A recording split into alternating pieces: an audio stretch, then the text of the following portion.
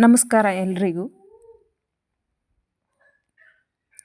ಇವತ್ತು ನಾನು ಉಪ್ಪಿಟ್ಟು ಅಂದ್ರೆ ಇಷ್ಟ ಇರಲಾರ್ದವರು ಸಹಿತ ಇಷ್ಟ ಆಗಿ ತಿನ್ನುವಂಗೆ ಶಾವಿಗೆ ಉಪ್ಪಿಟ್ಟು ಹೇಗೆ ಮಾಡೋದಂತ ತೋರಿಸ್ಕೊಡ್ತಾ ಇದ್ದೀನಿ.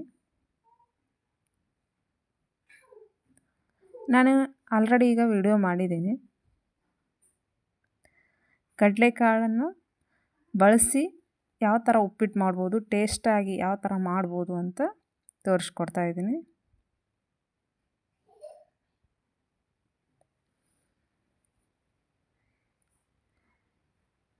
ನೀವು ಮ್ಯಾಗಿ ತಿನ್ನೋ ಬದಲು ಇದನ್ನು ಟ್ರೈ ಮಾಡಿ, ಟೇಸ್ಟ್ ಹೇಗಿದೆ ಅಂತ ಕಮೆಂಟ್ ಮಾಡಿ. ನೀವು ಇನ್ನೂ ನನ್ನ ಚಾನಲ್ ಸಬ್ಸ್ಕ್ರೈಬ್ ಆಗಿಲ್ಲ ಅಂದರೆ ಪ್ಲೀಸ್ ಸಬ್ಸ್ಕ್ರೈಬ್ ಮಾಡ್ಕೊಳ್ಳಿ. ಇದಕ್ಕೆ ಬೇಕಾಗಿರೋ ಸಾಮಗ್ರಿಗಳಂತಂದ್ರೆ ಸ್ವಲ್ಪ ಕೊತ್ತಂಬರಿ, 1 ಟೊಮೊಟೊ, 1 ಅಥವಾ 2 ಈ ಥರ ಉದ್ದುದ್ದಾಗಿ ಕಟ್ ಮಾಡಿದಂಥ ಈರುಳ್ಳಿ,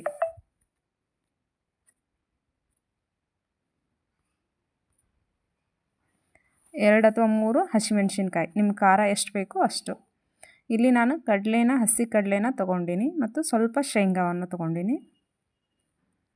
ಇಲ್ಲಿ 2 ಕಪ್ ಆಗುವಷ್ಟು ಶಾವಿಗೆನ ಚೆನ್ನಾಗಿ ಸಣ್ಣಾಗಿ ಪುಡಿ ಮಾಡಬೇಕು. ಪೂರ್ತಿ ಪುಡಿನೂ ಮಾಡಬಾರ್ದು, ಉದ್ದುದ್ದಾಗಿರ್ಬಾರ್ದು, ಚಿಕ್ಕದಾಗಿದ್ದರೆ ಸಾಕು. ಇದನ್ನು ಸ್ವಲ್ಪ ಎಣ್ಣೆ ಹಾಕಿ ಹುರಿಬೇಕು. ಸ್ವಲ್ಪ ಕಲರ್ ಚೇಂಜ್ ಆಗುವಂಗೆ, ಕಂದು ಬಣ್ಣ ಬರುವಂಗೆ ಹುರಿಬೇಕು. ಇದ್ರೊಳಗೆ ಮೇನ್ ಶಾವಿಗೆ ಉಪ್ಪಿಟ್ಟು ರುಚಿ ಬರೋದೇ ಇದರಿಂದ. ಯಾಕಂದ್ರೆ ನಾವು ಚೆನ್ನಾಗಿ ಶಾವಿಗೆ ಹುರಿದಿದ್ದೇ ಆದ್ರೆ ಕಂದು ಬಣ್ಣ ನೋಡಿ ಕಲರ್ ಚೇಂಜ್ ಆಗ್ತಾಯಿದೆ, ನಿಮಗೆ ಗೊತ್ತಾಗುತ್ತೆ ಆಲ್ರೆಡಿ ನೋಡಿ. ಈ ಥರ ಪೂರ್ತಿನೂ ಹೊತ್ತುವಂಗೆ ಹುರಿಬಾರ್ದು. ಸ್ವಲ್ಪ ಕಂದು ಬಣ್ಣ ಅಂದ್ರೆ ನೋಡೋಕೆ ಒಂದು ಸ್ವಲ್ಪ ರುಚಿನೂ ಟೇಸ್ಟ್ ಇರುತ್ತೆ ಮತ್ತು ನೋಡೋಕ್ಕೂ ಲುಕ್ ಇರುತ್ತೆ ಅಂತ. ಯಾಕಂದ್ರೆ ಇದನ್ನು ಜಾಸ್ತಿ ಹೊತ್ತು ಹುರಿದ್ರೂ ಸ್ವಲ್ಪ ನೀರು ಜಾಸ್ತಿ ಇಡಲ್ಲ, ಯಾಕಂದ್ರೆ ಉದುರಾಗಿ ಮಾಡಬೇಕಲ್ಲ. ಅದರಿಂದಾಗಿ ನೀವು ಎಷ್ಟು ಚೆನ್ನಾಗಿ ಹುರಿತೀರೋ ಅಷ್ಟು ಚೆನ್ನಾಗಿ ಉಪ್ಪಿಟ್ಟು ಉದುರಾಗಿ ಬರುತ್ತೆ. ನೀವು ಉಪ್ಪಿಟ್ಟು ತಿನ್ನೋಲ್ಲ ಅನ್ನೋರು ಸಹಿತ ಇದನ್ನು ಮಾಡ್ಕೋತೀರಿ ಮತ್ತು ಮ್ಯಾಗಿನ ಬಿಟ್ಬಿಡ್ತೀರಿ ತಿನ್ನೋದ್ರಿಂದ. ನೋಡಿ ಏನು ಚೆನ್ನಾಗಿ ಹುರಿದಿದ್ದೀನಿ. ಇಲ್ಲಿ ಸ್ವಲ್ಪ ಎಣ್ಣೆ ಕಾಯಕ್ಕಿಟ್ಟು ಅದಕ್ಕೆ ಜೀರಿಗೆ ಮತ್ತು ಸಾಸಿವೆ ಹಾಕಬೇಕು. ಸ್ವಲ್ಪ ಚಟಪಟ ಅಂದಮೇಲೆ ನೀವೇನು ಹಸಿ ಕಡಲೆಕಾಳು ಮತ್ತು ಶೇಂಗಾ ಇಟ್ಕೊಂಡಿದ್ರಲ್ಲ ಅವನ್ನ ಹಾಕಬೇಕು.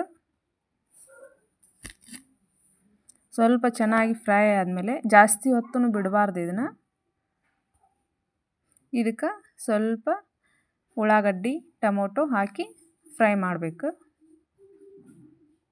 ಆಮೇಲೆ ಸ್ವಲ್ಪ ಮೆಣಸಿನ್ಕಾಯಿ ಮತ್ತು ಕೊತ್ತಂಬರಿಯನ್ನು ಹಾಕಿ ಸ್ವಲ್ಪ ಬಾಡಿಸ್ಬೇಕು. ಇದೇನು ಜಾಸ್ತಿ ಹೊತ್ತು ಬಾಡಿಸ್ಬೇಕಂತನೂ ಇಲ್ಲ, ನೀವು ಖಾರ ಎಷ್ಟು ಬೇಕೋ ಅಷ್ಟು ಹಾಕ್ಕೋಬೋದು. ನಾನು ಇಲ್ಲಿ 3 ಮೆಣಸಿನ್ಕಾಯಿ ಅಷ್ಟೇ ಹಾಕಿದ್ದೀನಿ, ಯಾಕಂದ್ರೆ ಸ್ವಲ್ಪ ಜಾಸ್ತಿ ಖಾರ ಇರೋದ್ರಿಂದ 3 ಮೆಣಸಿನ್ಕಾಯಿ ಅಷ್ಟೇ ಹಾಕಿದ್ದೀನಿ. ಇದಕ್ಕೆ ಅರ್ಧ ಚಮಚ ಆಗುವಷ್ಟು, ಅಂದ್ರೆ ಅರ್ಧ ಚಮಚಕ್ಕಿಂತ ಸ್ವಲ್ಪ ಕಡಿಮೆ ಅರಿಶಿನ ಪುಡಿ ಹಾಕಬೇಕು. ಸಣ್ಣ ಉರಿ ಇಟ್ಕೊಂಡು ಇದಕ್ಕೆ ಅರ್ಧ ಚಮಚ ಆಗುವಷ್ಟು ಗರಂ ಮಸಾಲ. ಶಾವಿಗೆ ಉಪ್ಪಿಟ್ಟು ಮಾಡೋರು ಒಬ್ಬೊಬ್ರು ಏನು ಮಾಡ್ತಾರೆ, ಅರಿಶಿನ ಪುಡಿ ಮತ್ತು ಮಸಾಲೆನ ಹಾಕುವುದಿಲ್ಲ. ಆದರೆ ನಾನು ಹಾಕ್ತಾಯಿದ್ದೀನಿ, ಯಾಕಂದರೆ ಇದೇ ಟೇಸ್ಟ್ ಕೊಡೋದು. ಅದಕ್ಕೆ ಇಲ್ಲೇ ರುಚಿಗೆ ತಕ್ಕಷ್ಟು ಉಪ್ಪನ್ನು ಹಾಕಬೇಕು. ಈಗ ಸ್ವಲ್ಪ ಹಾಕಿ ಆಮೇಲೆ ನೀವು ಕಲಸೋ ಹೊತ್ನಾಗೂ ಟೇಸ್ಟ್ ನೋಡಿಕೊಂಡು ಆಮೇಲೆ ಮೇಲೆ ಹಾಕ್ಬೋದು ಸ್ವಲ್ಪ. ಇಲ್ಲಿ ದೊಡ್ಡ ಉಪ್ಪನ್ನು ಹಾಕಿದ್ದೀನಿ ನಾನು. ಇದಕ್ಕೆ ಸ್ವಲ್ಪ ಬೆಲ್ಲ, ಯಾಕಂದ್ರೆ ಬೆಲ್ಲ ಹಾಕಿರೋ ಸ್ವಲ್ಪ ಯಾವುದೇ ಅಡುಗೆನೂ ನಾವು ಬೆಲ್ಲ ಹಾಕದೆ ಮಾಡೋದಿಲ್ಲ. ರುಚಿ ಕೊಡಬೇಕಂದ್ರೆ ಸ್ವಲ್ಪ ಬೆಲ್ಲ ಹಾಕಲೇಬೇಕು. ಇದಿಷ್ಟು ಹಾಕಿ ಮಾಡಿ ನೋಡಿ ಎಷ್ಟು ರುಚಿಕರವಾಗಿರುತ್ತೆ. ಮನೆಯಲ್ಲಿ ಮಕ್ಕಳು ಮ್ಯಾಗಿ ತರೋದೇ ಬಿಟ್ಬಿಡ್ತಾರೆ. ಸಣ್ಣ ಉರಿಲೇ ಇಟ್ಟು ಸ್ವಲ್ಪ ಬಾಡಿಸ್ಬೇಕು. ಇದನ್ನ ಸ್ವಲ್ಪ ಹಾಗೆ ಸಣ್ಣ ಉರಿಯಲ್ಲಿ ಬಿಡಬೇಕು. ಈಗ ನಾನು 2 ಗ್ಲಾಸ್ ಆಗುವಷ್ಟು ಏನು ಶಾವಿಗೆನ ಹುರಿದಿದ್ನೋ ಅದಕ್ಕೆ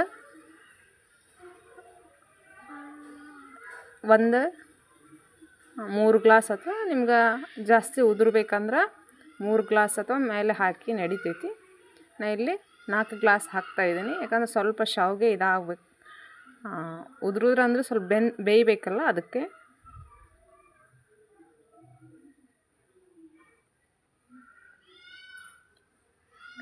ಇದನ್ನು ಸ್ವಲ್ಪ ಕುದಿಯೋಕೆ ಬಿಡಬೇಕು, ಚೆನ್ನಾಗಿ ಕುದಿಬೇಕೆಲ್ಲ ಮಸಾಲೆ ಅದೆಲ್ಲ.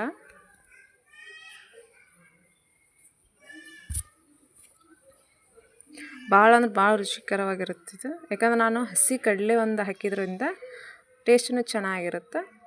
ಇದು ಸ್ವಲ್ಪ ಕುದಿಯೋಕೆ ಬಿಡಬೇಕು. ನೋಡಿ ಚೆನ್ನಾಗಿ ಕುದೀತಾ ಇದೆ. ಈ ಕುದಿಯುವಾಗ ನೀವು ಉಪ್ಪನ್ನು ನೋಡ್ಬೋದು, ನಿಮಗೆ ರುಚಿಗೆ ಎಷ್ಟು ಬೇಕು ಅಷ್ಟು ನೋಡಿಕೊಂಡು ಶಾವಿಗೆನ ಹಾಕಬೇಕು. ನೋಡಿ ಚೆನ್ನಾಗಿ ಕಲಿಸ್ಬೇಕಿದು, ಚೆನ್ನಾಗಿ ಕುದಿಬೇಕು. ನೀರಿನ ಅಂಶ ಎಲ್ಲ ಹೋಗೋವರೆಗೂ ಉರಿಯಲ್ಲಿ ಆಫ್ ಮಾಡಬಾರ್ದು. ಇಲ್ಲಿ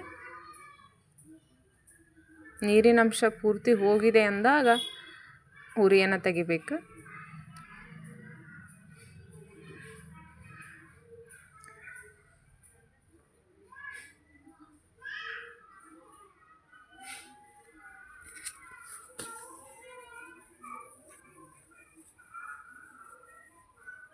ನನ್ನ ಮಕ್ಕಳಂತರೂ ಮ್ಯಾಗಿ ಮಾಡಿಕೊಡು ಅಂದಾಗ ನಾನು ಇದನ್ನೇ ಮಾಡಿಕೊಡೋದು ಅವರಿಗೆ.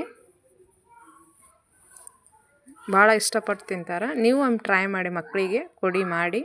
ಮತ್ತು ನೀವು ಬೆಳಗಿನ ಟಿಫಿನಿಗೂ ಇದು ಭಾಳ ಟೇಸ್ಟ್ ಆಗಿರುತ್ತೆ. ನಿಮ್ಗೆ ನೈಟ್ ಅಡುಗೆ ಮಾಡೋಕೆ ಬೇಜಾರಾಗಿತ್ತಂದ್ರೂ ಇದನ್ನು ಮಾಡ್ಕೊಂಡು ತಿನ್ಬೋದು. ನೀವು ಹಸಿ ಕಡಲೆಕಾಳು ಈಗ ಸೀಸನ್ ಇರೋದ್ರಿಂದ ನಾನು ಹಾಕಿದ್ದೀನಿ, ಇದು ಇಲ್ಲಾಂದ್ರೆ ನೀವು ಸ್ಕಿಪ್ ಮಾಡ್ಬೋದು. ಅದ್ರ ಬದಲು ಶೇಂಗಾ ಹಾಕಿದರೂ ನಡೆಯುತ್ತೆ. ನೋಡಿ ನೀರಿನ ಅಂಶ ಎಲ್ಲ ಹೋಗೋವರೆಗೂ ಸ್ವಲ್ಪ ಕುದಿಯೋಕೆ ಬಿಡಬೇಕು. ಇದನ್ನು ಸ್ವಲ್ಪ ಗಟ್ಟಿಯಾಗಿದೆ ಅನ್ನುವಾಗ ಉರಿ ಸ್ವಲ್ಪ ಕಡಿಮೆ ಉರಿ ಇಟ್ಟು 1-2 ನಿಮಿಷ ಹಾಗೆ ಇಡಬೇಕು.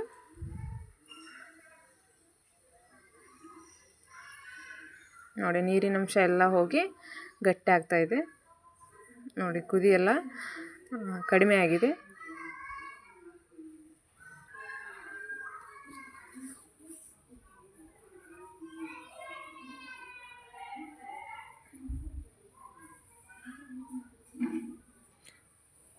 ಯಾವ ತರಕಾರಿನೂ ಬೇಕಾಗಿಲ್ಲ, ಉಪ್ಪಿಟ್ಟು ತಿನ್ನಲ್ಲ ಅನ್ನೋರು ಸಹಿತ ತಿಂತಾರೆ ಇದನ್ನು.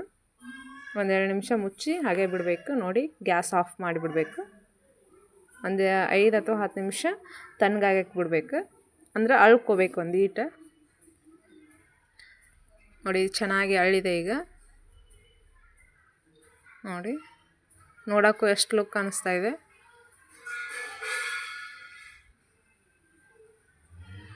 ಮೇನ್ ಇದ್ರೊಳಗೆ ಇರೋದೇ ಅಂದರೆ ಶಾವಿಗೆನ ಹುರಿಯೋದು. ಒಮ್ಮೆ ಟೇಸ್ಟ್ ಮಾಡಿ ಹೇಗಿದೆ ಅಂತ ಕಮೆಂಟ್ ಮಾಡಿ. ಧನ್ಯವಾದಗಳು ಫ್ರೆಂಡ್ಸ್.